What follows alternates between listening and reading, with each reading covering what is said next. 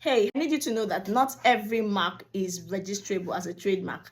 You have to pass certain validity tests to prove that your mark can be registered. One of those tests is the distinctiveness test. So your mark has to show that, yes, it's unique, it's distinct. It's not just something that is descriptive of the nature of business. For instance, if you are a business owner in the hospitality business, you can use a mark that has nothing to do with hospitality. That way your mark is distinct. Next point you need to consider is your mark cannot be descriptive.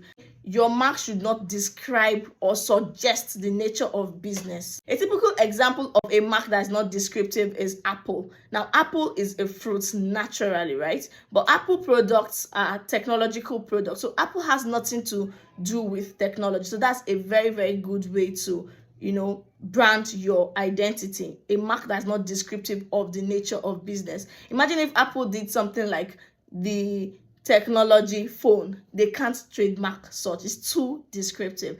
The next thing you should consider is non-deceptiveness. Your mark cannot be deceiving people. So you can't have a brand like maybe Zara and then your mark is Sarah or something really close. That's deceptive. That's more like misrepresenting, trying to mislead people to think that your brand is associated with the popular Zara brand. The next point you should consider is this mark should not be offensive. It should not be contrary to public policy. Otherwise, it's a no-no. There's nothing, absolutely nothing to protect if it is offensive.